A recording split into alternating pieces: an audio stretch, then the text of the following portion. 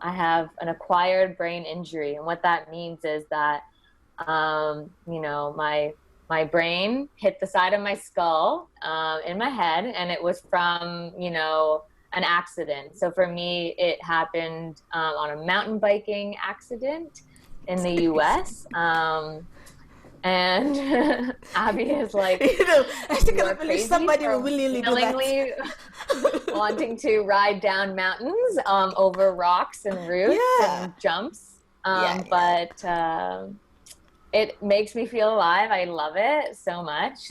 But yeah, I was riding and went over my handlebars head first into a rock, wearing a helmet.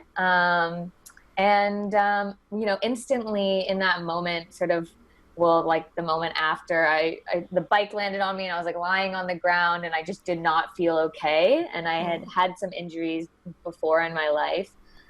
So I knew there was something really off, and I knew I probably had a concussion. I was traveling, so I had to get home to Canada. Once I arrived at home, it sort of really sunk in the depths of the injury, because I was sort of bedridden for like a week and really didn't understand what was happening to my body. And there's so much misinformation out there about concussions and brain injuries. And that is something I really feel strongly about advocating for and sharing my story with anyone who's willing to listen, because I think there's this idea that, you hit your head and okay, you might be off for a week or two, and then, or people, I know a lot of people who have friends of friends who have had concussions maybe like 10 years ago, and the treatment back then is very different from what it is now. So 10 years ago, they used to tell people to like sit in a dark room for 6 weeks. And so vampire-ish right now. Don't read a book, don't listen to music, don't do anything. And like, if you can imagine doing that for 6 weeks, imagine the toll it takes on your mental health. Like, you're going to come out of that depressed, socially isolated, anxious. It's crazy.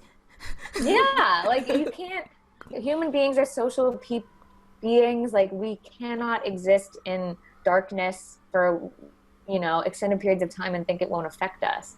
So now they, have different protocol for what you should do. And for me, like, I never thought that I would be still affected by this injury a year and a half later.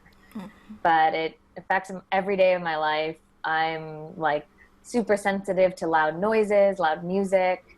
Can't read the same way I used to. I get headaches every day. I'm sensitive to large gatherings of people, because we don't recognize when our brains are healthy how much your brain does for you that you don't tell it to do. So it like blocks out noises that you don't need to hear, blocks out people walking around, doesn't take in that information.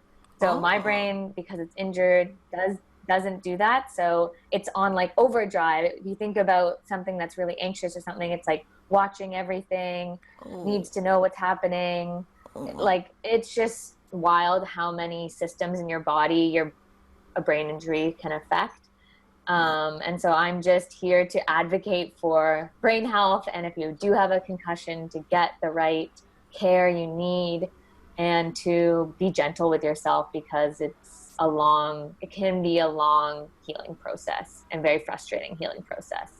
And many people who have like brain injuries or like chronic illness in general know it can be really frustrating to visit a doctor and they don't really have any help for you. They don't? So yeah, I'm just like, no, they don't understand either. There's so much new research and they're not up to date. And like, I've experienced that just over and over again in my journey with a concussion, with a brain injury. So it's really frustrating.